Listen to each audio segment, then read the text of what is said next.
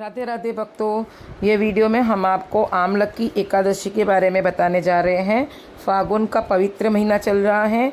ये महीना भगवान श्री विष्णु और भगवान श्री कृष्ण का विशेष महीना माना जाता है।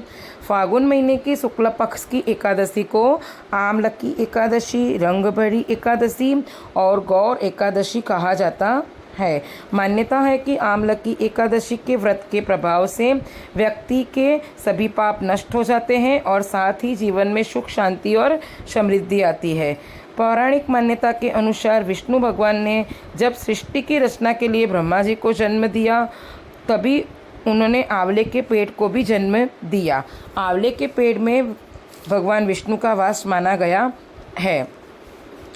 आमलकी एकादशी का संबंध भगवान विष्णु और आंवले के वृक्ष से है और जैसे कि इस एकादशी को हम रंगभरी या गौर एकादशी के नाम से भी जानते हैं, तो रंगभरी एकादशी का संबंध भगवान शिव और माँ गौरा से है। मान्यता है कि भगवान शिव पहली बार माता पार्वती का गौना करा के काशी लेके आए थे। काशी में माता पार्वती का स्वागत फूल और गुलाल से किया जाता है और इसी दिन से काशी में भी होली की शुरुआत हो जाती है। तो ऐसे ही इस एकादशी पर भक्तों हमें भगवान शिव और भगवान विष्णु दोनों की ही कृपा मिलती है और जहाँ भगवान शिव और भगवान विष्णु दोनों की कृपा मिले वहाँ दुख टिक ही नहीं पाता है। और जो एकादशी का व्रत ना भी करते हो उन्हें पूजा अवश्य करनी चाहिए, व्रत कथा करनी चाहिए, सुननी चाहिए। व्रत कथा करने का, सुनने का विशेष फल बताया गया है। तो आइए जानते हैं एकादशी की सही पूजा विधि। एकादशी व्रत की शुरुआत दसवीं तिथि से ही हो जाती है। दसवीं तिथि में आप बाल धोकर शुद्ध हो जाइए। हाँ, बता देते हैं कि इस बार दसवीं तिथि गुरुवार के दिन पड़ रही है, तो गुरुवार को हम बाल नहीं धोएंगे, तो आप बाल बुधवार को ही धो करके शुद्ध स्वच्छ हो जाइए। दसवीं तिथि के दिन आप लहसुन प्याज ना खाएं, चावल ना खाएं शाम के भोजन में और ब्रह्मचर्य का पालन करें। अब एकादशी के दिन सुबह ब्रह्म मुहूर्त में उठकर स्नान करें। स्नान के जल में आप चुटकी भर हल्दी या आंवले का रस, आंवले का चूर्ण मिला करके स्नान करें। फिर आप खुद भी पीले वस्त्र धारण करें। इसके बाद सबसे पहले दहलीज पूजन करें, फिर सूर्य भगवान को जल अर्पित करें, तुलसी पूजा करें। अब एकादशी होने की वजह से हम तुलसी जी में जल नहीं चढ़ाएंगे, लेकिन जैसे आप सब जान रहे हैं कि अभी धूप निकलनी शुरू हो गई है और अगर आपको लग रहा है कि आपकी तुलसी जी सूख रही है तो आप बिना संकोच के जल चढ़ा सकते हैं। अब तुलसी माता को धूप दीप दिखाइए। इसके बाद 11-21 प्रदक्षिणा करें। फिर अब हम हमारे घर के मंदिर में पूजा करेंगे। घर के मंदिर में पूजा शुरू करने से पहले व्रत का संकल्प जरूर लें और संकल्प लेते समय हाथ में जल और पुष्प लेके संकल्प लें। हे प्रभु, आज हम आपका व्रत कर रहे हैं, मेरा ये व्रत सफलतापूर्वक पूरा हो ऐसी हमें क्षमता दे। संकल्प लेने के बाद पूजा शुरू करें। अगर आपके पास लक्ष्मी नारायण भगवान, ठाकुर जी, शालिग्राम भगवान, इनका कोई भी विग्रह हो तो आप उनको पंचामृत शंख में भरकर शंख से स्नान कराइए।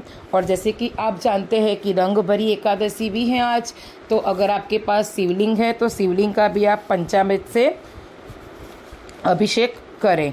इसके बाद सभी को अच्छे से वस्त्र पहनाएं, श्रृंगार करें, पीले फूल अर्पित करें, पीले फूलों की माला अर्पित करें।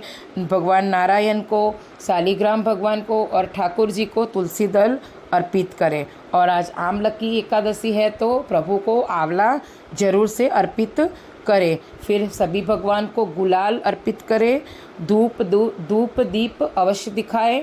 और जैसे कि आप जानते हैं कि आज एकादशी है, तो हो सके तो आज एक अखंड दीप जरूर से प्रज्वलित करें।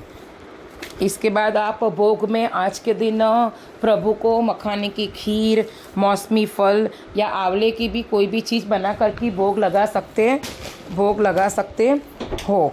फिर हमें एकादशी की व्रत कथा पढ़नी है, विष्णु सहस्त्र नाम पढ़ना है, मंत्र जाप करना है, नाम जाप करना है और हमें प्रभु की आरती करनी है। फिर ऐसे ही पूजा समापन करने के बाद हम प्रभु से क्षमा मांगेंगे कि हे प्रभु, आपकी पूजा में हमसे अगर कोई भूल हुई हो तो क्षमा करें।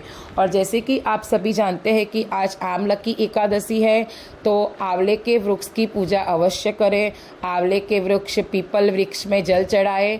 जल में आप थोड़ा सा कच्चा दूध अगर हो सके तो गाय का मिले तो गाय का दूध ले लीजिएगा। थोड़ी सी हल्दी और मिश्री मिला करके जल चढ़ाएं और 11 या 21 परिक्रमा जरूर से लगाएं। फिर शाम के समय आप अपनी दहलीज पे, घर के मंदिर में, तुलसी माता के पास, अगर आपके घर में केले का वृक्ष है तो केले के वृक्ष के पास, पीपल पेड़ के नीचे, आंवला वृक्ष के नीचे धूप दीप अवश्य दिखाएं। तो आइए भक्तों, अब जानते हैं कि एकादशी कब है। तो एकादशी तिथि की शुरुआत 27 फरवरी रात 12:33 से शुरू होकर रात 10:32 तक रहेगी। तो इस बार हम 27 फरवरी शुक्रवार के दिन एकादशी मनाएंगे और एकादशी का पारण जो है वो आप 28 फरवरी शनिवार के दिन सुबह 6:47 से 9:06 तक कर सकते हैं। तो होप सो कि आप सभी भक्तों को मेरा वीडियो पसंद आया होगा, और अगर मेरा वीडियो पसंद आया हो तो please like, share and follow कर दीजिएगा। राधे राधे सभी भक्तों को।